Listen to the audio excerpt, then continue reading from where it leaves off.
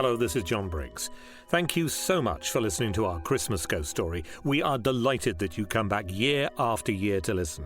But now you don't have to wait a full 12 months to listen to another ghost story. Now there are fireside ghost stories, published every month and available by subscription simply by clicking on the link in the description of this episode. So please, if you want to join us for more and you don't want to wait until Christmas, then click on the link in the description and join us by the fireside. But now, here's this year's Christmas ghost story.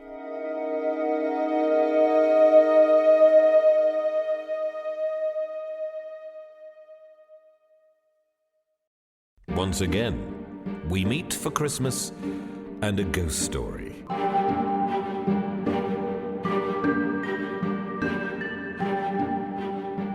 So a roaring log fire, a glass of something you desire, and that will provide the perfect scenario for me to commence Father Macclesfield's Tale by R.H.Benson.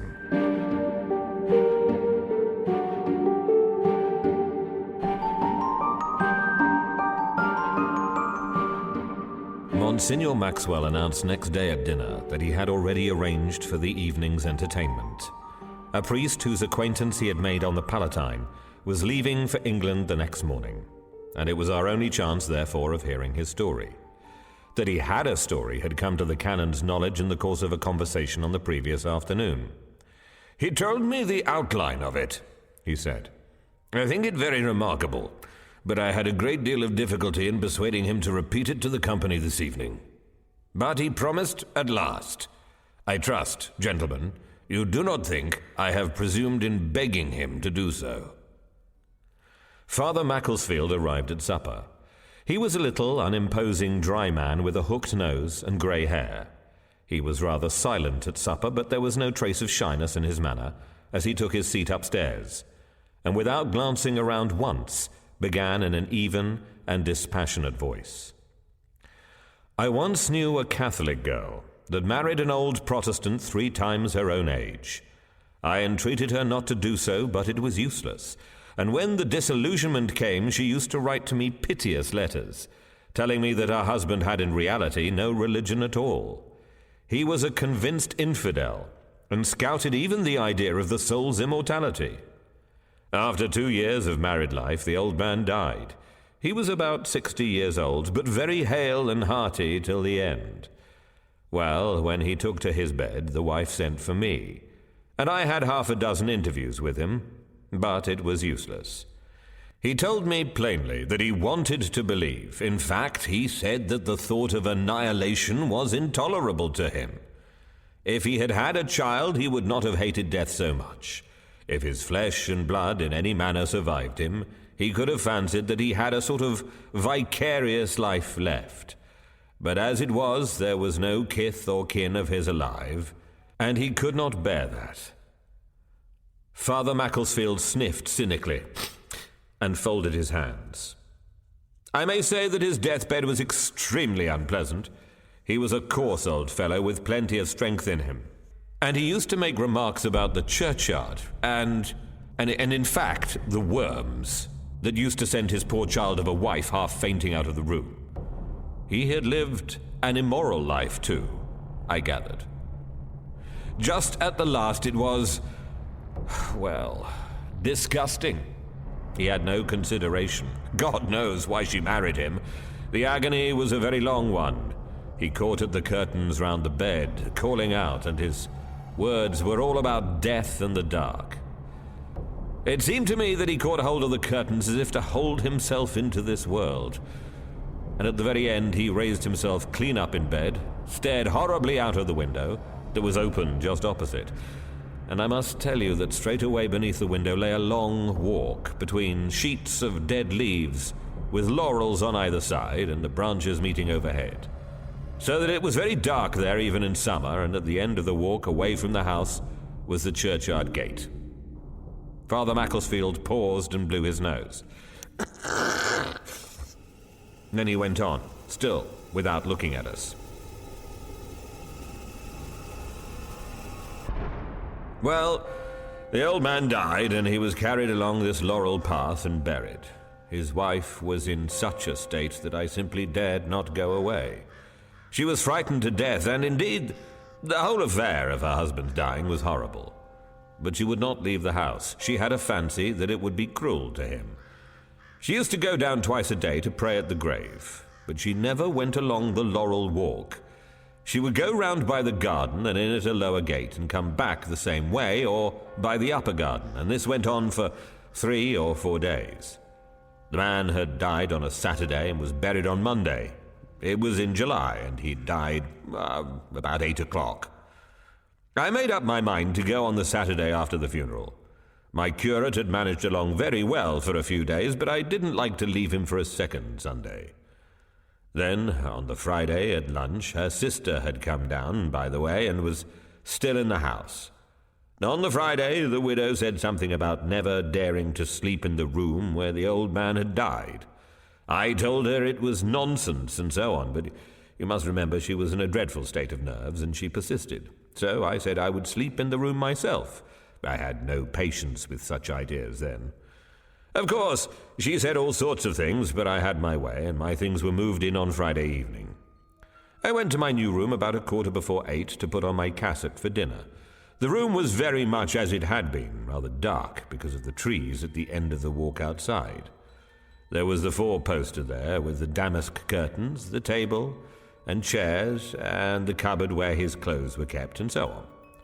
When I had put my cassock on, I went to the window to look out. To right and left were the gardens, with the sunlight just off them, but still very bright and gay with the geraniums. And exactly opposite was the Laurel Walk, like a long, green, shady tunnel dividing the upper and lower lawns. I could see straight down it to the churchyard gate, which was about 100 yards away, I suppose. There were limes overhead and laurels, as I said, on each side. Well, I saw someone coming up the walk, but it seemed to me at first that he was drunk. He staggered several times as I watched. I suppose he would be 50 yards away, and once I saw him catch hold of one of the trees and cling against it as if he were afraid of falling. And then he left it and came on again slowly, going from side to side with his hands out. He seemed desperately keen to get to the house. I could see his dress, and it astonished me that a man dressed so should be drunk, for he was quite plainly a gentleman. He wore a white top hat and a grey cutaway coat and grey trousers, and I could make out his white spats. Well, then it struck me he might be ill, and I looked harder than ever, wondering whether I ought to go down. When he was about 20 yards away, he lifted his face, and it struck me as very odd. But it seemed to me he was extraordinarily like the old man we had buried on Monday.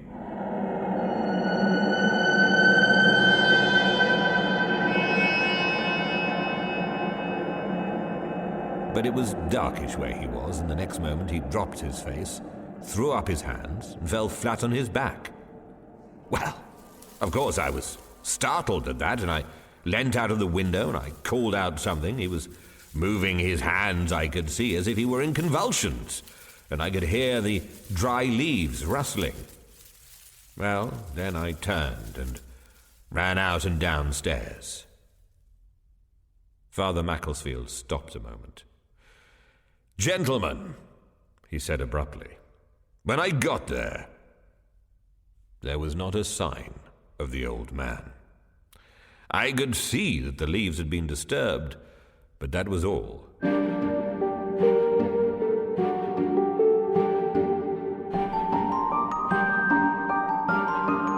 There was an odd silence in the room as he paused, but before any of us had time to speak, he went on.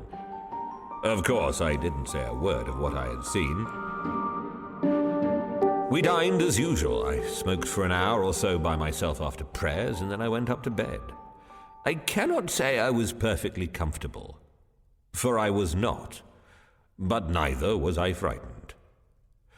When I got to my room, I lit all my candles, and then went to a big cupboard I had noticed and pulled out some of the drawers. In the bottom of the 3rd drawer, I found a grey cutaway coat and grey trousers. I found several pairs of white spats in the top drawer, a white hat on the shelf above.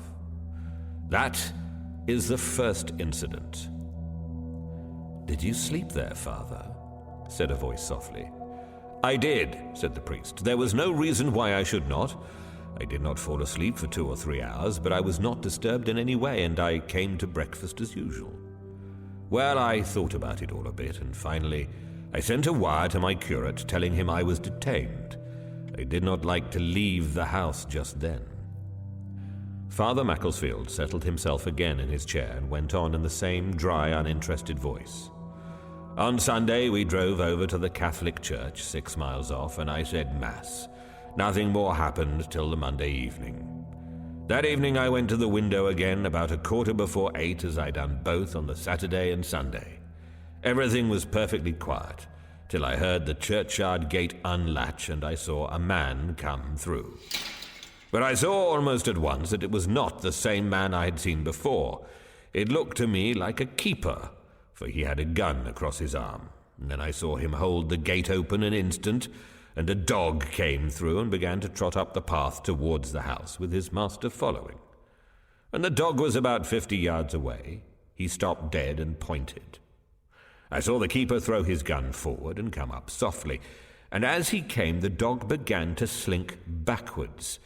I watched very closely, clean forgetting why I was there, and the next instant something, it was too shadowy under the trees to see exactly what it was, but something about the size of a hare burst out of the laurels and made straight up the path, dodging from side to side, but coming like the wind. The beast could not have been more than 20 yards from me when the keeper fired, and the creature went over and over in the dry leaves and lay struggling and screaming. It was horrible.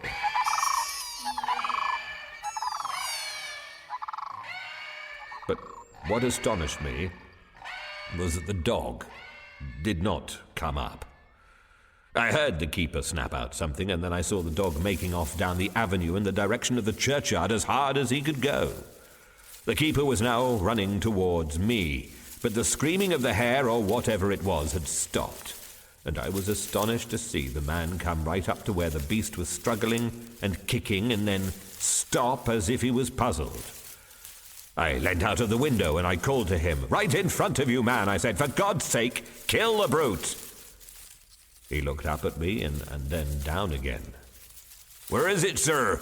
he said. "I can't see it anywhere." And there lay the beast, clear before him all the while, not a yard away, still kicking. Well, I went out of the room and downstairs and out to the avenue. The man was standing there still, looking terribly puzzled, but the hare was gone. There was not a sign of it. Only the leaves were disturbed and the wet earth showed beneath. The keeper said that it had been a great hare. He could have sworn to it, and he had orders to kill all hares and rabbits in the garden enclosure, and then he looked rather odd. "Did you see it plainly, sir?" he asked. I told him not very plainly, but I thought it a hare too. "Yes, sir," he said. "It was a hare sure enough. But you know, sir, I thought it'd be a kind of silvery grey with white feet. I never saw one like that before."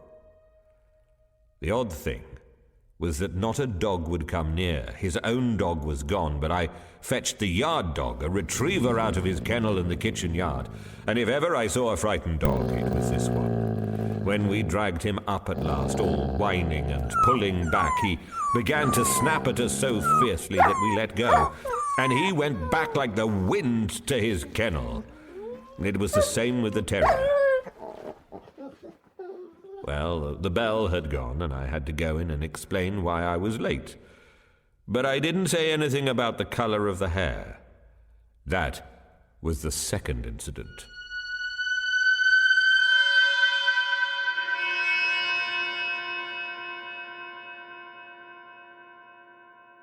Father Macclesfield stopped again, smiling reminiscently to himself. I was very much impressed by his quiet air and composure. I think it helped his story a good deal. Again, before we had time to comment or question, he went on. "The third incident was so slight that I should not have mentioned it or thought anything of it if it had not been for the others. But it seemed to me there was a kind of diminishing gradation of energy which explained.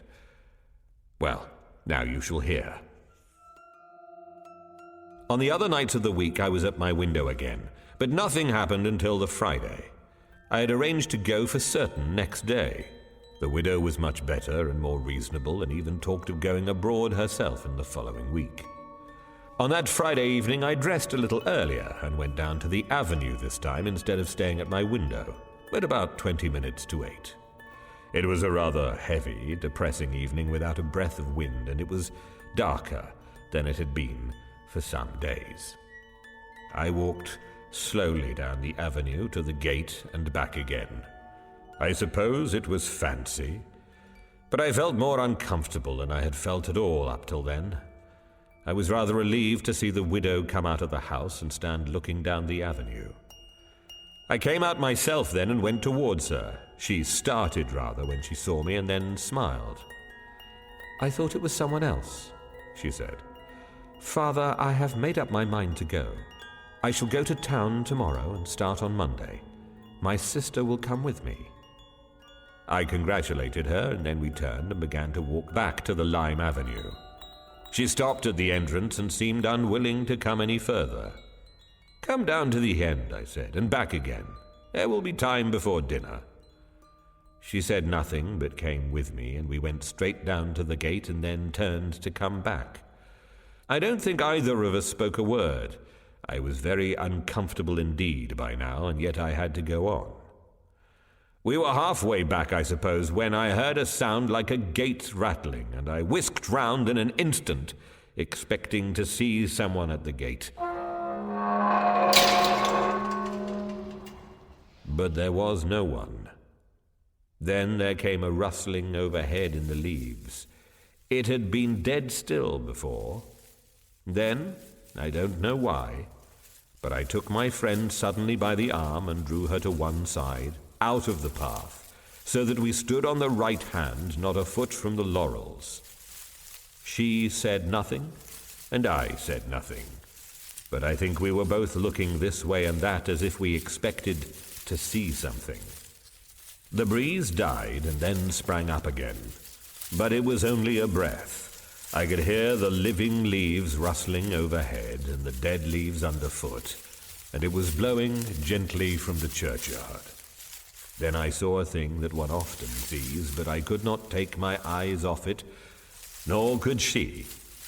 It was a little column of leaves, twisting and turning and dropping and picking up again in the wind, coming slowly up the path. It was a capricious sort of draught, for the little scurry of leaves went this way and that, to and fro across the path. It came up to us, and I could feel the breeze on my hands and face. One leaf struck me softly on the cheek, and I can only say that I shuddered as if it had been a toad. Then it passed on. You understand, gentlemen, it was pretty dark, but it seemed to me that the breeze died, and the column of leaves, it was no more than a little twist of them, sank down at the end of the avenue. We stood there perfectly still for a moment or two, and when I turned, she was staring straight at me, but neither of us said one word. We did not go up the avenue to the house. We pushed our way through the laurels and came back by the upper garden. Nothing else happened, and the next morning we all went off by the 11 o'clock train. That is all, gentlemen.